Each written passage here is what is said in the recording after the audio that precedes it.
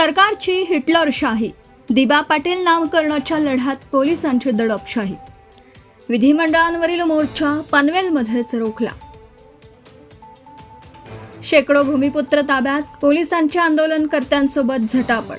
भाजपा सरकार विरोधी घोषणांनी पनवेल दणाणले.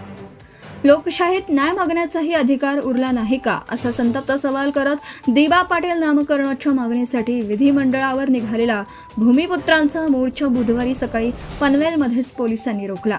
नवी मुंबई आंतरराष्ट्रीय विमानतळाला लोकनेते दिबा पाटील यांचं नाव देण्याच्या मागणीसाठी हजारो प्रकल्पग्रस्त भूमिपुत्र, महिला, तरुण आणि विविध सामाजिक संघटनांचे कार्यकर्ते एकवटले असताना पोलिसांनी मोठा बंदोबस्त तैनात करून आंदोलनकर्त्यांना अक्षरशः घेरला. मोर्चा सुरू होताच आंदोलकांना ताब्यात घेण्यास सुरुवात झाली आणि शांततेत होणाऱ्या आंदोलनाला पोलिसी कारवाईचं गालबोट लागलं. त्यानंतरही काही आंदोलक सांडपाड्यात पोहोचलेच. सरकारने लोकशाही मार्गाने होणाऱ्या आंदोलनालाच घाबरून दडपशाहीचा मार्ग स्वीकारल्याचा आरोप आंदोलनकर्त्यांनी केला असून पनवेल शहरात दिवसभर तणावाचं वातावरण निर्माण झालं होतं. रस्त्यावर घोषणांचा गजर, पोलिसांशी शाब्दिक चकमक, महिलांचा आक्रोश आणि आंदोलकांना पोलिसांच्या वाहनात बसवण्याची धावपळ अशा घडामोडींमुळे संपूर्ण परिसर काही काळ रणांगण बनला होता. तत्पूर्वी पनवेल शहरातील छत्रपती शिवाजी महाराज चौकातून सकाळी मोर्चाला प्रारंभ होणार होता. त्यापूर्वी छत्रपती शिवाजी महाराजांच्या पुतळ्याला पुष्पहार अर्पण करून उपोषणकर्त्या रश्मिता पोपेटा यांच्या हस्ते श्रीफळ वाढवून विधिमंडळाकडे पायकूच करण्याचा कार्यक्रम आखण्यात आला होता. मात्र पोलिसांनी सकाळपासून पनवेल शहराला वेढा घालत जागोजागी पोलीस अधिकारी आणि कर्मचारी तैनात केले होते. मोर्चाला प्रारंभ होताच पोलिसांनी त्यांना अडवलं आणि ताब्यात घेण्यास सुरुवात केली. यावेळी महिलांनी आणि युवकांनी विमानतळाला नाव फक्त दिबांचेच, जब जब सरकार डरती है, पोलीस को आगे करती है, भाजपा सरकारचे करायचे काय, खाली डोके वर पाय अशा घोषणांनी परिसर दणाणून सोडला. काही आंदोलकांनी रस्त्यावर ठिय्या आंदोलन करण्याचा प्रयत्न केला. पोलिसांनी त्यांना जबरदस्तीने हटवून वाहनांमध्ये बसवलं. यावेळी अनेक ठिकाणी शाब्दिक वाद झाले, काही ठिकाणी धक्काबुक्की आणि झटापटही झाली. या आंदोलनात महिला संघटना, कलाकार संघटना, बैलगाडा संघटना, 27 गाव संघटना, 10 गाव संघटना, विविध सामाजिक संस्था, औषध विक्रेते संघटना, आगरी समाजाच्या विविध संघटना, शेतकरी आणि प्रकल्पग्रस्त मोठ्या संख्येने सहभागी झाले होते. अनेक महिला हातात फलक घेऊन आंदोलनात उतरल्या होत्या.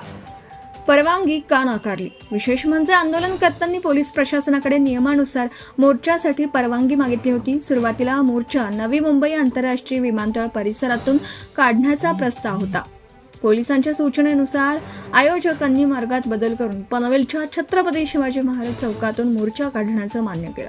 तरी देखील अंतिम क्षणी परवानगी नाकारण्यात आली. त्यामुळे आंदोलनकर्त्यांमध्ये तीव्र संतापाची लाट उसळली. परवानगी द्यायची नव्हती तर मार्ग बदलण्यास का सांगितले? सरकारला नेमकी भीती कशाची आहे, असा संतप्त सवाल आंदोलकांनी उपस्थित केला. सरकारला भूमिपुत्रांचा आवाज दाबायचा आहे. लोकशाहीतील आंदोलनाचा घटनात्मक अधिकार हिरावून घेण्याचा प्रयत्न सुरू असल्याचा आरोपही यावेळी करण्यात आला. आंदोलन चिरडण्याचा पोलिसांचा डाव. या आंदोलनाचं नेतृत्व उपोषणकर्ता रश्मिता पोपेटा यांनी केलं. लोकनेते दिबा प्रेमी नामकरण समितीचे नेते खासदार सुरेश उर्फ बाळामामा म्हात्रे, शेतकरी कामगार पक्षाचे माजी आमदार बाळाराम पाटील, सामाजिक कार्यकर्ते कांतीलाल कडू यांच्यासह अनेक नेते उपस्थित होते. मोर्चाला सुरुवात होण्यापूर्वीच पोलिसांनी प्रमुख नेत्यांना ताब्यात घेतल्याने आंदोलन चिरडण्याचा पोलिसांचा डाव उघडकीस आला. माजी आमदार बाळाराम पाटील यांनी पोलीस प्रशासनावर थेट निशाणा साधताना सांगितलं की यापूर्वीही रायगडमध्ये अनेक आंदोलनं केली आहेत. सर्व आंदोलनांना परवानगी मिळतेच असं नाही. मात्र यावेळी पोलिसांची भूमिका दडपशाहीची असून ती निषेधार्थ आहे. आम्ही आंदोलनाच्या भूमिकेवर ठाम आहोत. खासदार सुरेश उर्फ बाळामामा म्हात्रे यांनीही सरकारवर कठोर शब्दात टीका केली. नवी मुंबई विमानतळासाठी आपल्या जमिनी दिलेल्या भूमिपुत्रांची ही लढाई आहे. या लढ्याला पोलीस बळाने थांबवता येणार नाही. दिबा पाटील यांच्या नावासाठीचा संघर्ष आणखी तीव्र होईल असा इशारा त्यांनी दिला. सत्ताधारी स्थानिक आमदारांचा धिक्कार. विशेष म्हणजे सत्ताधारी महायुतीतील भारतीय जनता पक्ष, शिवसेना, शिंदे गट आणि राष्ट्रवादी काँग्रेस, अजित पवार गट यांनी या आंदोलनापासून अंतर राखलं. त्यामुळे विरोधकांनी सरकारवर राजकीय हेतूने आंदोलन दडपल्याचा आरोप केला. सत्ताधारी पक्षातील आमदारांनी या आंदोलनाबाबत मौन बाळगल्याने भूमिपुत्रांनी त्यांचा शिवळा शब्दात धिक्कार केला. रश्मिताच्या उपोषणाने पेटला वणवा.